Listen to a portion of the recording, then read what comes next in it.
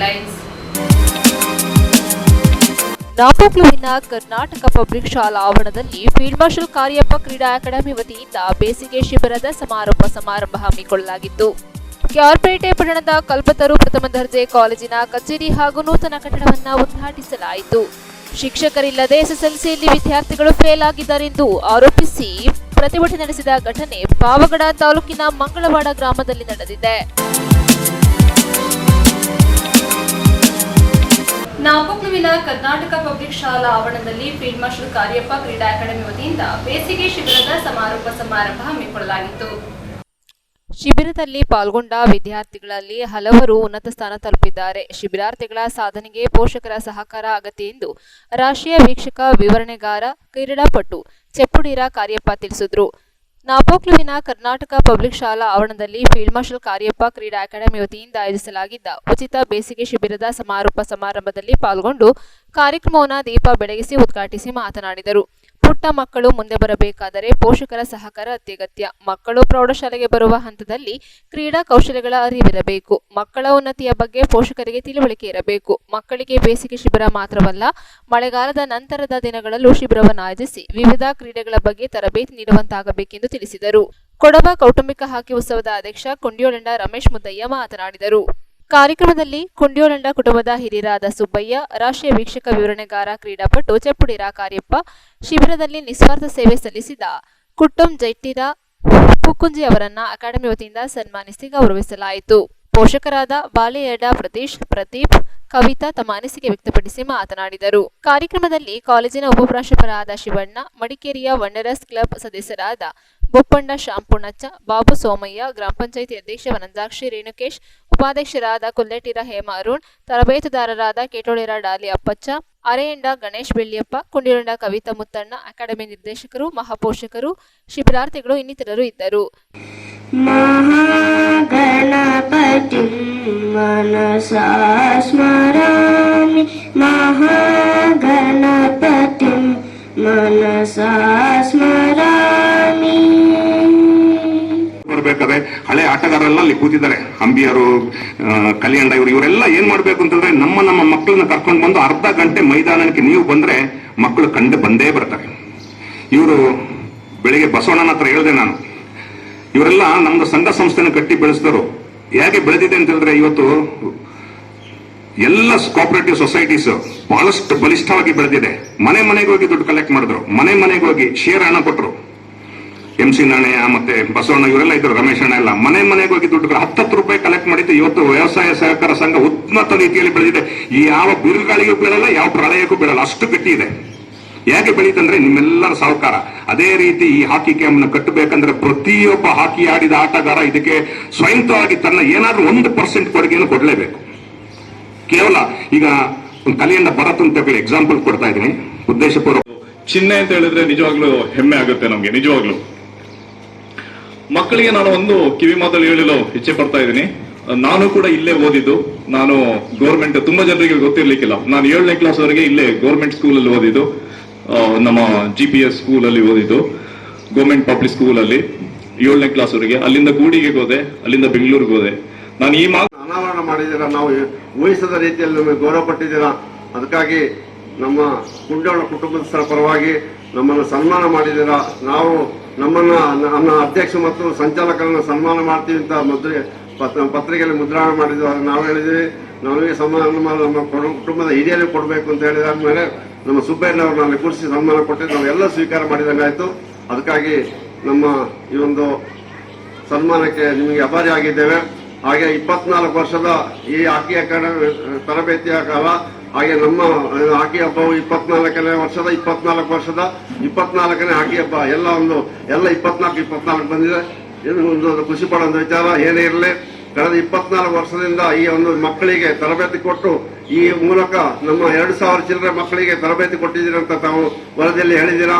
ಈ 2,000 ಚಿಲ್ಲರೆ ಮಕ್ಕಳಲ್ಲಿ ಒಂದು 100-200 ಮಕ್ಕಳು ಸಹ ಒಂದು ಅಂತಾರಾಷ್ಟ್ರೀಯ ಮಟ್ಟ ಅಥವಾ ಖ್ಯಾತ ಕ್ರೀಡಾಪಟುಗಳಾಗಿ ಹೊರ ಹೊಮ್ಮಿರಬಹುದು ಅಂತ ನಾವು ಯೋಚನೆ ಮಾಡ್ತೀವಿ. ಇದೊಂದು ಅಸಾಧಾರಣ ಸಾಧನೆ. ಇಷ್ಟು ಈಗ ತಮ್ಮಲ್ಲಿರುವಂತಹ ವಿದ್ಯೆಯನ್ನು ದಾರೆ ಎರೆಯುವಂತ ಕೆಲಸವನ್ನು ಈ ಅಕಾಡೆಮಿ ಮಾಡಿದ್ದಾರೆ. ಹಾಗೆ ನೀವು ಮಾಡುವಂತ ಮಾತುಗಾರಿಕೆ ನಾವೆಲ್ಲ ಸಹಕಾರ ಕೊಡಬೇಕು. ಹಾಗೆ ಪೋಷಕರಿಗೂ ಸಹ ಈಗ ತಮ್ಮ ಮಕ್ಕಳನ್ನ ಕಳಿಸಿಕೊಟ್ಟು ಪೋಷಕರು ಇದಕ್ಕೆ ಸಹಕಾರ ಪಟ್ಟಿದ್ದಾರೆ. ಎಲ್ಲ ಸಾರ್ವಜನಿಕ ಬಂಧುಗಳಿಗೆ ನಾನು ಕುಂಡೋಳ ಕುಟುಂಬ ಪರವಾಗಿ ವಂದನೆ ಸಲ್ಲಿಸ್ತಾ, ನನ್ನ ಹಾಕಿ ಹಬ್ಬದ ವಿಚಾರದಲ್ಲಿ ಮಾತಾಡಬೇಕಾದ್ರೆ ನಮ್ಮ ದಿನೇಶ್ ಕಾರ್ಯ ಮಾತಾಡ್ತಾರೆ. ನಾನು ಇಷ್ಟಕ್ಕೆ ನನ್ನ ಮಾತನ್ನು ಮುಗಿಸ್ತೇನೆ. ನಿಮಗೆ ಧನ್ಯವಾದಗಳನ್ನು ಸಲ್ಲಿಸಿ ಕಾರ್ಯಪ್ಪನವರಿಗೆ ಮತ್ತೊಮ್ಮೆ ಧನ್ಯವಾದ ಸಲ್ಲಿಸಿ ನನ್ನ ಮಾತನ್ನು ಮುಗಿಸ್ತೇನೆ.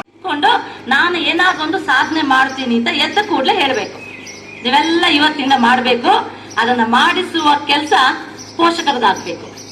ಎಲ್ಲ ಅಪ್ಪ ಅವ್ವ ಇದನ್ನ ಮಾಡಿಸಿಕೊಂಡು ಅದು ಗೊತ್ತೇ ಇಲ್ಲದೆ ಮಕ್ಕಳ ಮನಸ್ಸನ್ನ ಪರಿವರ್ತನೆ ಮಾಡುತ್ತೆ. ಇದಿಷ್ಟು ಪಾಯಿಂಟ್ ನಂಬರ್ 2. ಆ ಅನಾವರಣ ಮಾಡಿದ ವಿಚಾರದ ನೋಡಿದ್ರೆ ನಮಗೆ ನಂಬಲಿಕ್ಕೆ ಸಾಧ್ಯ ಆಗಲ್ಲ. ಹೇಳಿದೆ ನಾನು, ಇಂತಹ ಒಂದು ಪುಟ್ಟ ಗ್ರಾಮ ನಾಪೋಕಲ್ ಭಾರತದಲ್ಲಿ ಗಿನ್ನೆಸ್ ರೆಕಾರ್ಡ್ ಆಗೋದು ಅಂದ್ರೆ ಅಷ್ಟು ಸುಲಭದ ಮಾತಲ್ಲ. ನ್ಯೂಸ್ ಸಂಗಮಕ್ಕಾಗಿ ದುಗ್ಗಳ ಸದಾನಂದ ನಾಪೋಕ್ಲು. ಬಿಸಿಲಿನ ತಾಪಕ್ಕೆ ತತ್ತರಿಸಿ ಹೋಗುತ್ತಿರುವ ಪ್ರಾಣಿ ಪಕ್ಷಿಗಳಿಗೆ ನೀರಿನ ದಾಹ ನೀಗಿಸಲು ಕುಡಿಯುವ ನೀರಿನ ವ್ಯವಸ್ಥೆ ಕಲ್ಪಿಸಿದ ಜಿಎ ವೆಂಕಟೇಶ್. ಬಿಸಿಲಿನ ತಾಪಕ್ಕೆ ತತ್ತರಿಸಿ ಹೋಗುತ್ತಿರುವ ಪ್ರಾಣಿ ಪಕ್ಷಿಗಳಿಗೆ ನೀರಿನ ದಾಹ ನೀಗಿಸಲು ಕುಡಿಯುವ ನೀರಿನ ವ್ಯವಸ್ಥೆ ಕಲ್ಪಿಸಿ ಮಾನವೀಯತೆ ಮೆರೆದ ಜಿಎ ವೆಂಕಟೇಶ್. ಮಳೆಯಾಗದ ಕಾರಣ ಪಾವಗಡ ತಾಲೂಕಿನಲ್ಲಿ ಎಲ್ಲ ಕೆರೆಕಟ್ಟೆಗಳು, ಹಳ್ಳ ಕೊಳ್ಳಗಳು ನೀರಿಲ್ಲದೆ ಒಣಗಿರುವುದರಿಂದ ಕಾಡು ಪ್ರಾಣಿಗಳಿಗೆ ಕುಡಿಯುವ ನೀರಿನ ಸಮಸ್ಯೆ ಎದುರಾದ ಹಿನ್ನೆಲೆಯಲ್ಲಿ ಹಸಿರು ಕ್ರಾಂತಿ ಸ್ಪೋರ್ಟ್ಸ್ ರಿಕ್ರಿಯೇಷನ್ ಅಸೋಸಿಯೇಷನ್ ಸಂಸ್ಥೆ ವತಿಯಿಂದ ಪ್ರಾಣಿ ಪಕ್ಷಿಗಳ ಪ್ರಾಣ ಉಳಿಸಲು ಮುಂದಾಗಿದ್ದಾರೆ. ಪಾವಗಡ ತಾಲೂಕಿನಾದ್ಯಂತ ಈ ವರ್ಷ ತೀವ್ರ ಬರಗಾಲ ಎದುರಾಗಿ ಕುಡಿಯುವ ನೀರಿಗಾಗಿ ಪರದಾಡುತ್ತಿರುವ ಪ್ರಾಣಿ ಪಕ್ಷಿಗಳಿಗೆ ಆಸರೆಯಾಗುವ ನಿಟ್ಟಿನಲ್ಲಿ ಸಂಸ್ಥೆಯೊಂದು ಸ್ವಯಂ ಪ್ರೇರಣೆಯಿಂದ ಕಾಡಿನಲ್ಲಿ ಪ್ರಾಣಿ ಪಕ್ಷಿಗಳಿಗೆ ನೀರು ಒದಗಿಸುವ ಮೂಲಕ ಮಾನವೀಯತೆ ಮೆರೆದಿದ್ದಾರೆ. ಇದೇ ಸಂದರ್ಭದಲ್ಲಿ ಸಂಸ್ಥೆಯ ಅಧ್ಯಕ್ಷರಾದ ಜೆ ವೆಂಕಟೇಶ್ ಮಾತನಾಡಿ, ತೀವ್ರ ಬರಗಾಲದ ಹಿನ್ನೆಲೆಯಲ್ಲಿ ನೀರಿಲ್ಲದೆ ಹಲವಾರು ಪ್ರಾಣಿ ಪಕ್ಷಿಗಳು ಸಾವನ್ನಪ್ಪುತ್ತಿರುವುದು ತಿಳಿದು ಬಂದಿದೆ. ಆದ್ದರಿಂದ ಅವುಗಳಿಗೆ ಕುಡಿಯುವ ನೀರು ಒದಗಿಸಬೇಕೆಂದು ಶಾಸಕರಾದ ಎಚ್ ವಿ ವೆಂಕಟೇಶ್ ಅವರನ್ನ ಕೇಳಿದಾಗ ಅವರು ನಮ್ಮ ಕಾರ್ಯವನ್ನು ಶ್ಲಾಘಿಸಿ ನಮಗೆ ನೀರಿನ ಟ್ಯಾಂಕರ್ ವ್ಯವಸ್ಥೆಯನ್ನು ಕಲ್ಪಿಸಿಕೊಟ್ಟರು. ಅವರಿಗೆ ನಮ್ಮ ಸಂಸ್ಥೆಯಿಂದ ಕೃತಜ್ಞತೆ ಸಲ್ಲಿಸುತ್ತೇನೆ ಎಂದರು. ಒಂದು ಕಡೆ ಬಿಸಿಲಿನ ತಾಪಮಾನ ಹೆಚ್ಚಾಗಿದ್ದು ಮಳೆ ಕಣ್ಮರೆಯಾಗಿದೆ. ಮೇವಿನ ಕೊರತೆ, ನೀರಿನ ಕೊರತೆ ಒಂದಲ್ಲ ಒಂದು ಸಮಸ್ಯೆಗಳು ದಿನದಿಂದ ದಿನಕ್ಕೆ ಹೆಚ್ಚಾಗುತ್ತಿದೆ. ತಾಲೂಕಿನ ವಿವಿಧ ಭಾಗದಲ್ಲಿ ಕಾಡು ಪ್ರಾಣಿಗಳು ಇರುವ ಪ್ರಾಂತವನ್ನ ಹುಡುಕಿ ಆ ಭಾಗದಲ್ಲಿ ಕುಡಿಯುವ ನೀರಿನ ವ್ಯವಸ್ಥೆ ಮಾಡಲಾಗುತ್ತಿದೆ ಎಂದರು. ತಮ್ಮ ತಮ್ಮ ಮನೆಯ ಅಕ್ಕಪಕ್ಕದಲ್ಲಿ, ತೋಟಗಳಲ್ಲಿ ಪ್ರಾಣಿ ಪಕ್ಷಿಗಳಿಗೆ ನೀರಿನ ವ್ಯವಸ್ಥೆ ಕಲ್ಪಿಸಿ ತಮ್ಮ ಮನೆ ಮಕ್ಕಳಂತೆ ಕಾಣಿ ಎಂದರು.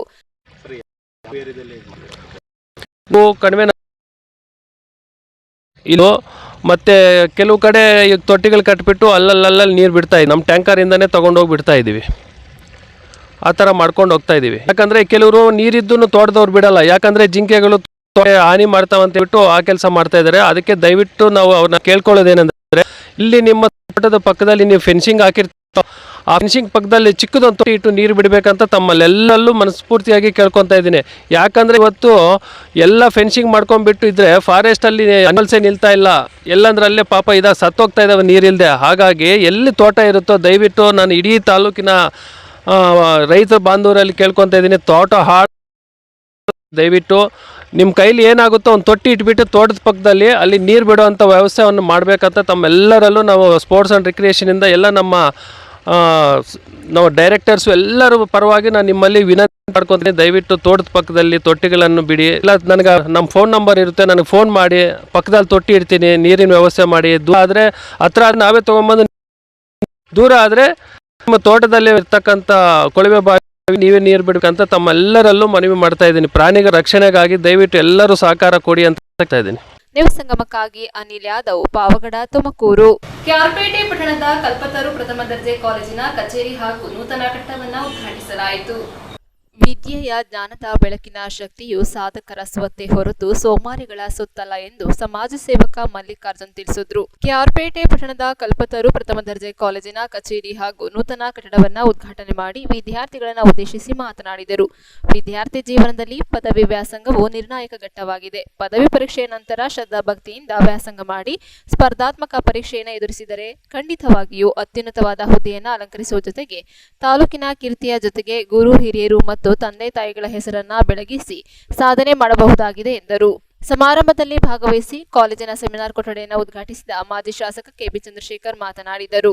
ಕಡಿಮೆ ಹಣ ಪಡೆದುಕೊಂಡು ಗುಣಮಟ್ಟದ ಶಿಕ್ಷಣ ನೀಡಿ ಅತ್ಯುತ್ತಮ ಫಲಿತಾಂಶಕ್ಕೆ ತಾಲೂಕಿನಲ್ಲಿ ಹೆಸರುವಾಸಿಯಾಗಿರುವ ಕಲ್ಪತರು ಕಾಲೇಜು ಬೆಳ್ಳಿ ಹಬ್ಬದ ಸಂಭ್ರಮಾಚರಣೆಯ ಹೊಸ್ತಿನಲ್ಲಿದೆ. ವ್ಯಕ್ತಿತ್ವ ವಿಕಸನ, ತರಬೇತಿ ಮತ್ತು ವೃತ್ತಿ ಕೌಶಲ್ಯ ಮಾರ್ಗದರ್ಶನವನ್ನ ಉಚಿತವಾಗಿ ನೀಡಿ ಯುವ ಜನರನ್ನ ಸಜ್ಜುಗೊಳಿಸುತ್ತಿರುವ ವಿಠಲಾಪುರ ಜಯರಾಮ್ ವಿದ್ಯಾರ್ಥಿಗಳ ಸಾಧನೆಯನ್ನ ಸಂಭ್ರಮಿಸುತ್ತಿದ್ದಾರೆ ಎಂದರು. ಕಲ್ಪತರು ಕಾಲೇಜಿನ ವಿಶಾಲವಾದ ಕೊಠಡಿಯಲ್ಲಿ ಪದವಿಯ ಜೊತೆಗೆ ನರ್ಸಿಂಗ್ ಮತ್ತು ಪ್ಯಾರಾಮೆಡಿಕಲ್ ಕೋರ್ಸ್ಗಳನ್ನು ಪ್ರಸಕ್ತ ಶೈಕ್ಷಣಿಕ ವರ್ಷದಿಂದಲೇ ಆರಂಭಿಸಲು ಮುಂದಾಗಿರುವುದಾಗಿ ಘೋಷಿಸಿದ್ದಾರೆ. ಕ್ಯಾರ್ಪೇಟೆ ಪಟ್ಟಣದ ನೋಟರಿ ಹಾಗೂ ಖ್ಯಾತ ವಕೀಲರಾದ ಬಂಡಿಹೊಳೆ ಗಣೇಶ್, ಪುರಸಭೆ ಮಾಜಿ ಸದಸ್ಯ ಕೆಆರ್ ನೀಲಕಂಠ, ಮಾತೃಶ್ರೀ ವಿದ್ಯಾಸಂಸ್ಥೆಯ ಅಧ್ಯಕ್ಷ ವಿಠಲಾಪುರ ಜಯರಾಮ್ ಸಮಾರಂಭದಲ್ಲಿ ಮಾತನಾಡಿದರು. ಕಾಲೇಜಿನ ಆಡಳಿತಾಧಿಕಾರಿ ಶಿವಕುಮಾರ್ ಹಾಗೂ ಉಪನ್ಯಾಸಕರು ಮತ್ತು ವಿದ್ಯಾರ್ಥಿಗಳು ಕಾರ್ಯಕ್ರಮದಲ್ಲಿ ಭಾಗವಹಿಸಿದ್ದರು. ನೀವು ಕೊಡುವಂತ ಫೀಸ್ ಅಲ್ಲ, ಫೀಸ್ ಮೂಲ ಶಿಕ್ಷಣ ಸಂಸ್ಥೆ ನಡೆಸಬೇಕು. ಸಂಪನ್ಮೂಲ ಬೇಕೇ ಬೇಕಾಗುತ್ತೆ. ಈ ಶಿಕ್ಷಕರು ಕೊಡಬೇಕು, ಉಪನ್ಯಾಸಕರು ಕೊಡಬೇಕು, ಸಿಬ್ಬಂದಿಗಳು ಕೊಡಬೇಕು. ಈ ಸಂಸ್ಥೆಯನ್ನು ನಡೆಸ್ತಾ ಇರ್ತಕ್ಕಂಥದ್ದಕ್ಕೆ ಬಾಡಿಗೆ ಕೊಡಬೇಕು, ಉಚಿತವಾಗಿ ಕೊಡೋಕ್ಕಾಗಲ್ಲ. ಆ ಕಾರಣಕ್ಕೋಸ್ಕರ ನೀವು ಕೂಡ ಹಣ ವ್ಯಯಾನ ಮಾಡದೇ ಇವರಿಗೆ ಸಂಪನ್ಮೂಲ ವ್ಯಕ್ತಿಗಳಾಗಿ ನೀವಿರಿ. ನಿಮಗೆ ಅವ್ರಿಗೂ ಕೂಡ ನಿಮ್ಮನ್ನ ಜೀವನ ರೂಢಿಸೋದಕ್ಕೋಸ್ಕರ ಅವರು ಪರಿಶ್ರಮ ಮಾಡ್ತಾರೆ. ನಿಮ್ಮ ತಂದೆ ತಾಯಿಯರು ಮಾತ್ರ ನಿಮ್ಮ ತಂದೆ ತಾಯಿ ಅಂತಲ್ಲ, ಇವರಿಗೆ ಎಲ್ಲಾ ಮಕ್ಕಳು ಕೂಡ ತಾಯಿ ಮಕ್ಕಳು. ಇಡೀ ಶಿಕ್ಷಣ ಸಂಸ್ಥೆಯಲ್ಲಿ 250 ಮಕ್ಕಳಿಗೂ ಕೂಡ ಅವರಿಗೆ ಜಯರಾಮಣ್ಣನಿಗೆ ಮಕ್ಕಳಾಗ್ತಾರೆ. ಆದರೆ ನಿಮ್ಗೇನಾಗುತ್ತೆ, ನಮ್ಮ ತಂದೆ ತಾಯಿ ಮಾತ್ರ ನಾವು ತಂದೆ ತಾಯಿ ಹೇಳ್ಕೊತೀರಾ, ನಿಮ್ಮ ತಂದೆ ತಾಯಿ ಅಂದ್ರೆ ನೀವು ಮಾತ್ರ ಮಕ್ಕಳು ಅನ್ಕೋತೀರಾ. ಈ ಶಿಕ್ಷಣ ಸಂಸ್ಥೆ ನಡೆಸೋರಿಗೆ ಪ್ರತಿಯೊಬ್ಬ ಮಕ್ಕಳು ಕೂಡ ಅವರಿಗೆ ಮಕ್ಕಳೇ. ಯಾರೇ ಒಬ್ಬ ಸಕ್ಸಸ್ ಆದರೂ ನನ್ನ ಸಂಸ್ಥೆಯಿಂದ ಬಂದವರು ಅಂತ ಒಂದು ಹೆಮ್ಮೆ ಇರುತ್ತೆ. ಈ ಪಾಠ ಮಾಡ್ತಾ ಇರ್ತಕ್ಕಂಥವ್ರು ಏನಂತಾರೆ, ನನ್ನ ವಿದ್ಯಾರ್ಥಿ ಅಂತ ಹೇಳ್ತಾರೆ. ಅದೇ ತಂದೆ ತಾಯಿಗಳು ಮಾತ್ರ ಹೆಂಗೆ ಅಂದ್ರೆ ನನ್ನ ಮಗ ಮಾತ್ರ ಆದರೆ ಮಾತ್ರ ನನ್ನ ಮಗನಿಗೆ ಏನಂತ ಸಂತೋಷ ಇದೆ. ಹಾಗಾಗಿ ನೀವೆಲ್ಲರೂ ಕೂಡ ಇದನ್ನ ಒಂದು ಕುಟುಂಬ ಅಂತ ತಿಳ್ಕೊಳ್ಳಿ.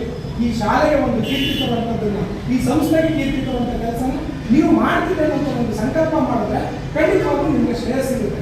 ಆ ಶ್ರೇಯಸ್ಸು ಸಿಗಲಿ ಅನ್ನೋ ಒಂದು ಸದಾಶಯವನ್ನು ವ್ಯಕ್ತಪಡಿಸ್ತಾ ಮುಂದಿನ ದಿನಗಳಲ್ಲಿ ಬೇಕಾದಾಗ ಯಾವುದಾದ್ರೂ ಸಲಹೆ ಸಹಕಾರಗಳು ಅಥವಾ ನಮ್ಮಿಂದಲೂ ಕೂಡ ಏನಾದರೂ ಇದು ಬೇಕು ಅನ್ನೋದು ಕೂಡ ನಾವು ಸದಾ ನಿಮ್ಮ ಸೇವೆಗೆ ಸಿದ್ಧರಾಗಿರ್ತೀವಿ. ಜಯರಾಮಣ್ಣನ ಜೊತೆಗೆ ವಿದ್ಯಾರ್ಥಿಗಳ ಏಳಿಗೆಗಾಗಿ ನಾವು ಕೂಡ ಶ್ರಮಿಸ್ತೀವಿ ಅಂತ ಹೇಳ್ತಾ ನಾವು ಮಾತಾಡಲಿಕ್ಕೆ ಅವಕಾಶ ಕೊಟ್ಟಂತ ಮತ್ತೆ ಈಗ ಈ ಶಾಲೆನ ಈ ಕಾಲೇಜಿನ ಪುನರ್ ಇಲ್ಲಿಗೆ ತಂದಿರತಕ್ಕಂಥ ಸಂದರ್ಭದಲ್ಲಿ ನಿಮ್ಗೆಲ್ಲರೂ ಶುರುವಾಗಿದೆ. ಇಂಗ್ಲೀಷ್ ನಾಲೆಡ್ಜು ಭಾಳ ನೀವು ಇಂಗ್ಲೀಷ್ ನಾಲೆಡ್ಜನ್ನ ಚೆನ್ನಾಗಿ ಕಲ್ತ್ಬಿಟ್ರೆ ಮಾತಾಡೋದನ್ನ ಬೆಂಗಳೂರಿನಲ್ಲಿ ಕರೆದು ಕೆಲಸ ಕೊಡ್ತಾರೆ. ನೀವೆಲ್ಲ ತಿಳ್ಕೋಬೇಕಿಲ್ಲ. ಬೆಂಗಳೂರು ನಗರ ಇವತ್ತು ಯಾವ ಮಟ್ಟದಲ್ಲಿದೆ ಅಂದರೆ ಇಡೀ ಪ್ರಪಂಚದ ಎಲ್ಲ ಜನ ಬೆಂಗಳೂರು ಕೆಲಸ ಮಾಡ್ತಾರೆ. ಬೆಂಗಳೂರು ನಗರದಲ್ಲಿ ಇಡೀ ಪ್ರಪಂಚದ ಜನ ಎಲ್ಲರೂ ಬೆಂಗಳೂರು ನಗರದಲ್ಲಿ ಕೆಲಸ ಮಾಡ್ತಾರೆ ಅನ್ನೋದನ್ನು ನಮ್ಮ ಹುಡುಗರು ನೀವೆಲ್ಲ ತಿಳ್ಕೋಬೇಕು. ಅದರಿಂದ ಹೆಚ್ಚು ಆಸಕ್ತಿಯನ್ನು ನಮ್ಮ ಹೆಣ್ಣು ಮಕ್ಕಳಿಗೆ ಇಂಗ್ಲೀಷ್ ಅಂದರೆ ಒಂಥರ ಖಾರದ ಪುಡಿ ಇದ್ದಾಗೆ ಅಲ್ವಾ, ಏನಪ್ಪ ನಿಜ ಅಲ್ವೇಲ್ವ? ಅದರಿಂದ ಇಂಗ್ಲೀಷ್ ಭಾಳ ಈಸಿ ಅದು ಕಲಿಯೋಕ್ಕೆ, ಕಲ್ತ್ಬಿಟ್ರಂತೂ ಮಾತಾಡೋಕ್ಕೆ ಭಾಳ ಈಸಿ ಅದು. ಅದರಿಂದ ಅದರ ಕಡೆ ಹೆಚ್ಚು ಗಮನವನ್ನು ನೀವು ಕೊಟ್ಟರೆ ನಿಮ್ಮ ಕಾಲ ಮೇಲೆ ನೀವೇ ನಿಂತ್ಕೋಬೋದು. ಆ ವಾತಾವರಣ ಇವತ್ತು ಬೆಂಗಳೂರಲ್ಲಿದೆ ಅನ್ನೋದನ್ನು ಇವರು ತಿಳ್ಕೋಬೇಕು ಅಂತಕ್ಕಂಥ ಮಾತನ್ನು ಈ ಸಂದರ್ಭದಲ್ಲಿ ಹೇಳೋಕ್ಕೆ ಇಚ್ಛೆಪಡ್ತೀನಿ. ನಾನು ಮೊನ್ನೆ ಚಲುವರಾಯಸ್ವಾಮಿ ಹತ್ರ ಮಾತಾಡಾಗ 45,000 ಜನ ಇದ್ದಾರಂತೆ ಇಲ್ಲಿ ಬೆಂಗಳೂರಲ್ಲಿ. ಅವರ ಮಾತುಗಳು ತಾಲೂಕು 20-25,000 ಜನ ಇದ್ದಾರೆ. ಹೋಗ್ಬೋದು ಮಾಡೋದು ಅಲ್ಲಿ ಹೇಳೋದಾದರೆ 45,000-40,000 ವಿದ್ಯಾರ್ಥಿಗಳು ಕೆಲಸದಲ್ಲಿದ್ದಾರೆ ಅಂತ ಕೇಳಿ ಬಹಳ ಆಶ್ಚರ್ಯ ಆಯಿತು. ಎಜುಕೇಷನಲ್ಲಿ ಬಲವಂತಾಗಿದ್ದರೆ ಯಾವುದೇ ಕಾರಣಕ್ಕೂ ಎಜುಕೇಷನ್ ಮಾಡೋಕ್ಕಾಗಲ್ಲ. ಇದು ನನ್ನ ಅನುಭವ. ಕಾರಣ ಇಷ್ಟೇ, ನಾವು ಡಿಗ್ರಿಲಿದ್ದಾಗ ನನ್ನ ಫ್ರೆಂಡ್ ಒಬ್ಬರು ಪ್ರಿನ್ಸಿಪಾಲ್ ಇದ್ದಾರೆ, ಸತ್ಯ ಅಂತೇಳಿ, DV ಸತ್ಯ ಅಂತ ಇಲ್ಲಿ ಡಿಗ್ರಿ ಕಾಲೇಜ್ KPS ಶಾಲೆ PU ಕಾಲೇಜ್ ಪ್ರಿನ್ಸಿಪಾಲ್. ಅವರು ನಾನು ಒಂದೇ ಕ್ಲಾಸ್ಮೇಟು. ಇದೇ ರೀತಿ ಕ್ಲಾಸ್ ಡೇ ಬಂದಾಗ ಅವ್ರನ್ನ ವೇದಿಕೆ ಕರೆದ್ರು, ನೀವೇನೇನಾಯ್ತೀರಿ ಅಂತ. ನೀವೇನೇನಾಯ್ತೀರಿ ಮುಂದಕ್ಕೆ ಡಿಗ್ರಿ ಮಾಡಿದ್ಮೇಲೆ ಬಂದು ಹೇಳಿ ಅಂತ. ಸತ್ಯ ಹೇಳಿದ್ದು ನಾನು ಲಾಯರ್ ಆಯ್ತೀನಿ ಅಂತ, ನಾನು ಹೇಳಿದ್ದು ಲೆಕ್ಚರರ್ ಆಯ್ತೀನಿ ಅಂತ. ಅದು ಕೇಸ್ ಉಲ್ಟಾ ಆಯಿತು. ಅವರು ಲೆಕ್ಚರರ್ ಆದರು, ನಾನು ಲಾಯರ್ ಆದ. ಯಾಕೆ ಅಂದರೆ ಆ ಸಂದರ್ಭ, ಸಮಯ ಅವೆಲ್ಲ ಅನುಕೂಲಕ್ಕೋಸ್ಕರ ಆ ಥರ ಆಯಿತು ಅಂತ ನಾನು ಅಂದ್ಕೊಂಡಿದ್ದೀನಿ. ಅದು ಈಗಲೂ ಇದೆ ಆ ಭಾವನೆ. ಅವರು ಹೇಳ್ತಾರೆ, ಯಾವುದಾದ್ರು ಫಂಕ್ಷನ್ಗೆ ಬಂದರೆ ನಿಮ್ಮ ಫಂಕ್ಷನ್ಗೆ ಬಂದಾಗ ಹೇಳಿರಬೇಕು, ಯಾವುದೋ ಕಾಲೇಜ್ ಇದ್ದಾಗ ಅದನ್ನು ಪ್ರಿನ್ಸಿಪಾಲ್ ಸತ್ಯ DV ಸತ್ಯ ಅಂತ ಹಾಗೆ ನಿಮ್ಮ ಎಜುಕೇಷನ್ ನೀವು ಎಷ್ಟು ಉನ್ನತವಾಗಿ ಓದ್ತಿರೋ, ಮುಂದಕ್ಕೆ ಇಲ್ಲಿಂದ ಹೋದಾಗ ಡಿಗ್ರಿ ಓದ್ಮೇಲೆ, ಡಿಗ್ರಿ ಆದಮೇಲೆ ಹಲವಾರು ಕೋನಗಳಿವೆ, ಒಂದೇ ಇಲ್ಲ ಹಲವಾರು ಕೋನಗಳಿವೆ. ನಿಮಗೆ ಎಲ್ಲಿ ಬೇಕಾದ್ರೂ ಹೋಗ್ಬೋದು. ಒಂದು ಡಿಗ್ರಿ ಆದಮೇಲೆ ಯಾವ ಕಡೆಗಾದ್ರೂ ಬರೀಬೋದು. ಇನ್ನೊಂದು ಏನಂದರೆ ಕಾಮರ್ಸು, ಆರ್ಟ್ಸು, ಕಾಮರ್ಸಿಂದ ಆರ್ಟ್ಸ್ಗೆ ಬರ್ಬೋದು, ಆರ್ಟ್ಸಿಂದ ಕಾಮರ್ಸ್ಗೆ ಹೋಗೋಕ್ಕಾಗಲ್ಲ. ಇದು ವ್ಯತ್ಯಾಸ ಇರಲಿ. ಆ ಕಾರಣದಿಂದ ಕಾಮರ್ಸ್ಗೆ ಹೋದರೆ ಆರ್ಟ್ಸ್ಗೆ ಎಲ್ಲಿ ಬೇಕಾದ್ರೂ ಬರ್ಬೋದು. ಆ ಕಾರಣದಿಂದ ನೀವೆಲ್ಲ ಹೆಚ್ಚು ವಿದ್ಯಾಭ್ಯಾಸ ಮಾಡಿ ಮತ್ತು ಈ ಕಾಲೇಜಿಗೆ ಕೀರ್ತಿ ತಗೊಂಡ್ಬನ್ನಿ. ಮತ್ತು ನಿಮ್ಮ ಜನಸಂಖ್ಯೆನ ನೀವು ಹೆಚ್ಚು ಮಾಡ್ಬೋದು. ಈಗ ಅಂದರೆ ನಿಮ್ಮ ಸಹೋದರಿಗಳಿಗೆ ಹೇಳಿ ನೀವು ಸ್ಟೂಡೆಂಟ್ನ ತರ್ಬೋದು. ಈ ಕಾಲೇಜು ನಿಮಗೋಸ್ಕರ ಇದೆ, ನಿಮಗೋಸ್ಕರ ಜಯರಾಮರು ಸಾಕಷ್ಟು ಶ್ರಮ ಪಡ್ತಾ ಇದ್ದಾರೆ ಅಂತ ಹೇಳಿ ನಾನು ಎರಡು ಮಾತನಾಡ್ತೀನಿ. ನ್ಯೂಸ್ ಸಂಗಮಕ್ಕಾಗಿ doctor KR Neelakantha, KR Pete. Pavagada ತಾಲೂಕಿನ ಮಂಗಳವಾಡ ಗ್ರಾಮದ ತಿರುಮಲ ರಾಘವೇಂದ್ರ ಪ್ರೌಢಶಾಲೆಯಲ್ಲಿ ಶಿಕ್ಷಕರಿಲ್ಲದೆ ಎಸ್ಎಸ್ಎಲ್ಸಿಯಲ್ಲಿ ವಿದ್ಯಾರ್ಥಿಗಳು ಫೇಲ್ ಆಗಿದ್ದಾರೆಂದು ಪೋಷಕರು ಆರೋಪಿಸಿ ಪ್ರತಿಭಟನೆ ಮಾಡಿದ್ದಾರೆ. ಶಿಕ್ಷಕರು ಇಲ್ಲದೆ ವಿದ್ಯಾರ್ಥಿಗಳು ಫೇಲ್ ಎಂದು ಪೋಷಕರು ಆರೋಪಿಸಿ ಪ್ರತಿಭಟನೆ ನಡೆಸಿದ್ದಾರೆ. ಈ ಕುರಿತು ಒಂದು ವಿಶೇಷ ವರದಿ ಇಲ್ಲಿದೆ ನೋಡಿ. ಹೌದು, ಇಂದು ಎಸ್ಎಸ್ಎಲ್ಸಿ ಪರೀಕ್ಷೆ ಫಲಿತಾಂಶ ಪ್ರಕಟಣೆಯಾಗಿದ್ದು, ಪಾವಗಡ ತಾಲೂಕಿನ ಮಂಗಳವಾಡ ಗ್ರಾಮದ ತಿರುಮಲ ರಾಘವೇಂದ್ರ ಪ್ರೌಢಶಾಲೆಯಲ್ಲಿ 25% ವಿದ್ಯಾರ್ಥಿಗಳು ಫೇಲ್ ಆಗಿದ್ದಾರೆ. ಇನ್ನು ಈ ಫಲಿತಾಂಶ ಹೊರಬೀಳುತ್ತಿದ್ದಂತೆ ವಿದ್ಯಾರ್ಥಿಗಳ ಪೋಷಕರು ಶಾಲೆ ಮುಂಭಾಗ ಪ್ರತಿಭಟನೆಯನ್ನು ನಡೆಸಿದರು. ಯಾಕೆಂದರೆ ಈ ಶಾಲೆಯಲ್ಲಿ ಸುಮಾರು 1 ವರ್ಷದಿಂದ ಹಿಂದಿ, ಗಣಿತ, ವಿಜ್ಞಾನ ಮತ್ತು ಇಂಗ್ಲಿಷ್ ವಿಷಯಕ್ಕೆ ಶಿಕ್ಷಕರಿಲ್ಲದೆ ಸರಿಯಾಗಿ ಪಾಠ ಪ್ರವಚನ ನಡೆಯದ ಕಾರಣ ಹೆಚ್ಚಿನ ಮಕ್ಕಳು ಎಸ್ಎಸ್ಎಲ್ಸಿ ಪರೀಕ್ಷೆಯಲ್ಲಿ ಫೇಲ್ ಆಗಿದ್ದಾರೆ. 1 ವರ್ಷದಿಂದ ವಿದ್ಯಾರ್ಥಿಗಳು ಇದೇ ಪರಿಸ್ಥಿತಿ ಎದುರಿಸುತ್ತಿದ್ದರೂ ಶಾಲಾ ಆಡಳಿತವೇ ಯಾವುದೇ ರೀತಿಯ ಕ್ರಮ ಕೈಗೊಂಡಿಲ್ಲ ಎಂದು ಆರೋಪಿಸಿ ಪೋಷಕರು ಶಾಲೆಯ ಮುಖ್ಯಸ್ಥರ ವಿರುದ್ಧ ಆಕ್ರೋಶ ವ್ಯಕ್ತಪಡಿಸಿದ್ದಾರೆ. ಮಂಗಳವಾಡ ತಿರುಮಲ ರಾಘವೇಂದ್ರ ಪ್ರೌಢಶಾಲೆಯಲ್ಲಿ ಕಳೆದ ವರ್ಷ 4 ಜನ ಶಿಕ್ಷಕರು ಇಲ್ಲದೆ ಮಕ್ಕಳಿಗೆ ಬಹಳ ತೊಂದರೆಯಾಗಿದೆ. ರಿಸಲ್ಟಲ್ಲಿ ಗಣನೀಯವಾಗಿ ಕಡಿಮೆಯಾಗಿದೆ. 17 ಜನ ಫೇಲ್ ಆಗಿದ್ದಾರೆ. ಇದಕ್ಕೆ ಆಡಳಿತ ಮಂಡಳಿ ಅವ್ರನ್ನ ಕೇಳಿದರೆ ಮಕ್ಕಳು ಓದ್ಕೊಂಡಿಲ್ಲ, ಅದಕ್ಕೆ ಫೇಲ್ ಆಗವ್ರೆ ಅಂತ ಹೇಳ್ತಾರೆ. ಆದರೆ ಇದು ದುರದೃಷ್ಟಕರ. ಶಿಕ್ಷಕರು 4 ಜನ 1 ವರ್ಷ ಪೂರ್ತಿ ಇಲ್ದಾನೆ ಮಕ್ಕಳು ಕಷ್ಟಪಟ್ಟು ಓದ್ಕೊಂಡು ಅಷ್ಟು ಜನ ಪಾಸಾಗಿದ್ದಾರೆ. ಇವ್ರ ಜವಾಬ್ದಾರಿ ಏನು? ಈ ಆಡಳಿತ ಮಂಡಳಿ ಇದು ಮಲತಾಯಿ ಧೋರಣೆ. ಇವರು ಬೇಕಂತಲೇ ವ್ಯವಸ್ಥಿತ ಆಡಳಿತ ಮಂಡಳಿನಲ್ಲಿರ್ತಕ್ಕಂಥವ್ರು ಯಾರೂ SC/STಗಳಿಲ್ಲ. ಆದರೆ ಇಲ್ಲಿ ಓದ್ತಕ್ಕಂಥವ್ರು 90% SC/ST ಮಕ್ಕಳು ಓದ್ತಾ ಇದ್ದಾರೆ. ಇಲ್ಲಿ ತಿರುಮಲ ರಾಘವೇಂದ್ರ ಪ್ರೌಢಶಾಲೆಯಲ್ಲಿ ಬೇರೆ ಅವ್ರಿಗೆ ಆಡಳಿತ ಮಂಡಳಿಯಲ್ಲಿ ಇರ್ತಕ್ಕಂಥವ್ರು ಮಕ್ಕಳೆಲ್ಲ ಕಾನ್ವೆಂಟಲ್ಲಿ ಓದ್ತಾವ್ರೆ. ಅವ್ರಿಗೆ ಇದೇ ಥರ ಆದರೆ ಅವ್ರಿಗೆ ಯಾವ ರೀತಿ ಇರುತ್ತೆ ಅಂತ ಅವ್ರು ಯೋಚನೆ ಮಾಡಬೇಕಾದ ವಿಚಾರ ಇದು ಬಹಳ ದುರದೃಷ್ಟಕರ. ಕೇಳಿದರೆ ಸರಿಯಾದ ರೀತಿಯಲ್ಲಿ ಉತ್ತರ ಕೊಡ್ತಕ್ಕಂಥ ತಾಳ್ಮೆ ಇಲ್ಲಿರ್ತಕ್ಕಂಥ ಶಿಕ್ಷಕರಿಗೆ ಆಗಲಿ ಆಡಳಿತ ಮಂಡಳಿ ಅವ್ರಿಗೆ ಆಗಲಿ ಇಲ್ಲ. ಆದ್ದರಿಂದ ನೆಕ್ಸ್ಟು ಏನು ಮುಂದಿನ ವರ್ಷ ಶೈಕ್ಷಣಿಕ ವರ್ಷ ಪ್ರಾರಂಭ ಆದ ತಕ್ಷಣ 4 ಜನ ಟೀಚರ್ಸು ಫಿಲ್ ಮಾಡ್ಕೋಬೇಕು, ಆ ಭರ್ತಿ ಮಾಡ್ಕೊಂಡು ನೆಕ್ಸ್ಟ್ ಅಡ್ಮಿಷನ್ ಮಾಡ್ಕೋಬೇಕು ಅಂತೇಳಿ ಈ ಟೈಮಲ್ಲಿ ನಾವು ಒತ್ತಾಯ ಮಾಡ್ತಾಯಿದ್ದೀವಿ. ನಮ್ಮ ಹೆಸರು ಬೆಟ್ಟ ತಿಮ್ಮಪ್ಪ ಅಂತೇಳಿ. ಏನು ಸಮಸ್ಯೆ ಏನಾಗಿದೆ ಇಲ್ಲಿ? ಸಮಸ್ಯೆ ಏನಿಲ್ಲ ಸರ್. ಈಗ ಮಂಜುನಾಥ್ ಅಂತೇಳಿ ಹೆಡ್ ಮಾಸ್ಟರ್ ಇದ್ದರು. ಹಿಂದೆ 5 ತಿಂಗಳ ಹಿಂದೆ 5-6 ತಿಂಗಳ ರಿಟೈರ್ಡ್ ಆದರು. ಅವ್ರು ರಿಟೈರ್ಡ್ ಆದಮೇಲೆ ಮತ್ತೆ SLC ಹುಡುಗರಿಗೆ ಟೋಟಲು 8, 9, 10 ತರಗತಿಗಳಿಗೆ ಸೈನ್ಸ್ ಮಾಸ್ಟ್ರು, ಈ ಮ್ಯಾಥ್ಸ್ ಮಾಸ್ಟ್ರು ಮತ್ತು ಹಿಂದಿ ಮಾಸ್ಟ್ರು ಇವ್ರು ಯಾರೂ ಇಲ್ಲ. ಆದ್ದರಿಂದ ಹುಡುಗರು SLC ಎಕ್ಸಾಮ್ ಬರೆಯೋಗೆ ನಾವು ಇವರು ಮಾಸ್ಟ್ರುಗಳು ಬೇರೆ ಕಮಿಟಿಯವರು ಬೇರೆ ಮಾಸ್ಟ್ರುಗಳು ತಂದು ಪಾಠ ಮಾಡಿಸ್ಲಿಲ್ಲ. ಈ ಹುಡುಗರು ಸೆಂಟ್ರ್ ಮತ್ತು ಇಲ್ಲಿ ಮಂಗಳವಾರ ಸೆಂಟ್ರನ್ನು ಬಿಟ್ಕೊಟ್ರು. ಅದಕ್ಕೆ ನಾವು ಕೇಳಿದರೆ ಅವರು ನಮಗೆ ಇದು ಸರ್ಕಾರದಿಂದ ನಮಗೆ ಆದೇಶ ಇಲ್ಲ, ಸರ್ಕಾರದಿಂದ ನಮಗೆ ಅವರೇ ಕಾಲ್ ಮಾಡಬೇಕಾಯ್ತು ಅಂತ ಹೇಳ್ತಾರೆ. ಈ ರಿಟೈರ್ಡ್ ಆಗೋದು ಗೊತ್ತಿರುತ್ತಲ್ಲ, ಇವರು ಪ್ರೈವೇಟ್ನಿಂದ ಯಾರನ್ನಾರು ತಂದು ಪಾಠ ಮಾಡಿಸ್ಬೋಯ್ತಲ್ಲ. ಒಟ್ಟಾರೆ ಎಷ್ಟು ಜನ ಶಿಕ್ಷಕರಿದ್ದಾರೆ? ಇನ್ನೆಷ್ಟು ಬೇಡಿಕೆ ಇದೆ? ಅದೇ ಹಿಂದಿ ಮಾಸ್ಟ್ರು ಮತ್ತು English master, maths master, science master ಯಾರೂ ಇಲ್ಲ. ಟೋಟಲ್ 4 ಜನ, 4 ಸಬ್ಜೆಕ್ಟ್ಗೆ ಇಲ್ಲ. ಹಾಲೆ 1 ವರ್ಷದಿಂದಲೂ ಇಲ್ಲ. ಅದು NM ಅಂದರೆ ಮಂಜುನಾಥ್ ಸರ್ ರಿಟೈರ್ಡ್ ಆದಮೇಲೆ 6 ತಿಂಗಳ ದಂಟೆ ಇಲ್ಲ. ಇದಕ್ಕೆ ಮುಂಚೆ ಏನಾದರೂ ಬಂದು ನೀವು ಶಿಕ್ಷಕರಿಗೆ ಏನಾದರೂ ಗಮನಕ್ಕೆ ತಂದಿದ್ರಾ? ನಾವು ಪೇರೆಂಟ್ಸ್ ಮೀಟಿಂಗ್ ಕರೆಯಾರು. ಅವಾಗ ಮಂಜುನಾಥ್ ಹೆಡ್ ಮಾಸ್ಟರ್ ಇದ್ದಾಗ ಪೇರೆಂಟ್ಸ್ ಮೀಟಿಂಗ್ ಕರಿತಿದ್ರು. ವಾರಕ್ಕೆ 15 ದಿವಸಕ್ಕೆ ಅವಾಗ ಸಮಸ್ಯೆ ಏನಿದ್ರು ಕೇಳ್ತಿದ್ವಿ, ಬಗೆಹರಿಸಿ ಬರ್ತಿದ್ವಿ. ಚೆನ್ನಾಗಿ ಪಾಠನೂ ಮಾಡೋರು. ಈಗ ಅವರು ರಿಟೈರ್ಡ್ ಆದಮೇಲೆ ಬತ್ತೀವಿ ಅಂತ ಅವ್ರು ಹೇಳ್ತಿದ್ರು. ಬಂದವರು ಅವರು ಹಂಗೊಂದಿನ ಅವರು ಸೆಂಟ್ರ್ನಾಗ ಬಂದವ್ರೆ. ತಿರುಗಿ ಅವ್ರಿಗೇನೋ ಚೆನ್ನಾಗಿಲ್ದಂಗೆ ಅವ್ರು ಬರಲೇ ಇಲ್ಲ. SLC ಹುಡುಗರು ಹೆಂಗೆ ಬರೀತಾರೆ ಎಕ್ಸಾಮು? ಇವರು ಕಮಿಟಿಯವ್ರನ್ನ ಕೇಳಿದರೆ ಓದಲಿಲ್ಲ, ಓದಬೇಕಾಯ್ತು, ಬರೀಬೇಕಾಯ್ತು ಅಂತಾರೆ. ಪಾಠ ಮಾಡಿರ್ತಾನೆ ಓದೋದು ಬರೆಯೋದು ಹುಡುಗರು.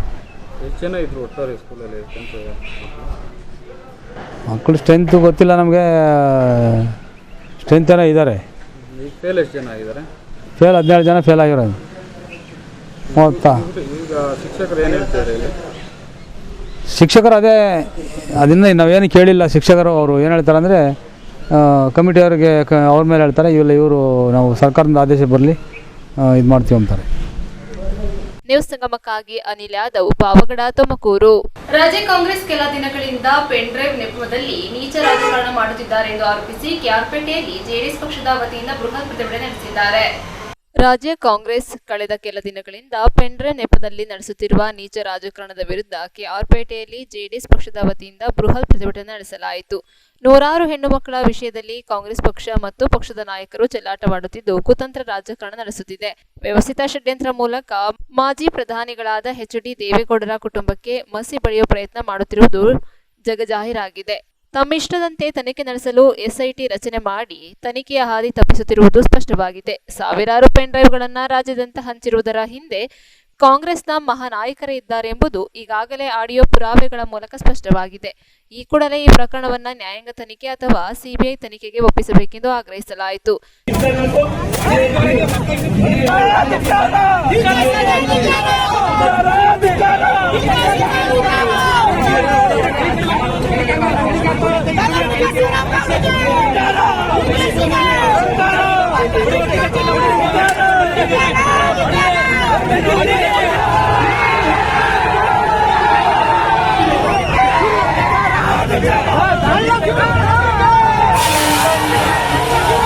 ನ್ಯೂಸ್ ಸಂಗಮಕ್ಕಾಗಿ ಓಂ ಶಿಹನಿ, ಕುಶಾಲನಗರ. ಕೊನೆಯಲ್ಲಿ ಮತ್ತೊಮ್ಮೆ ಹೆಡ್ಲೈನ್ಸ್. ನಾಪೋಕ್ಲುವಿನ ಕರ್ನಾಟಕ ಪಬ್ಲಿಕ್ ಶಾಲಾ ಆವರಣದಲ್ಲಿ ಫೀಲ್ಡ್ ಮಾರ್ಷಲ್ ಕಾರ್ಯಪ್ಪ ಕ್ರೀಡಾ ಅಕಾಡೆಮಿ ವತಿಯಿಂದ ಬೇಸಿಗೆ ಶಿಬಿರದ ಸಮಾರೋಪ ಸಮಾರಂಭ ಹಮ್ಮಿಕೊಳ್ಳಲಾಗಿತ್ತು.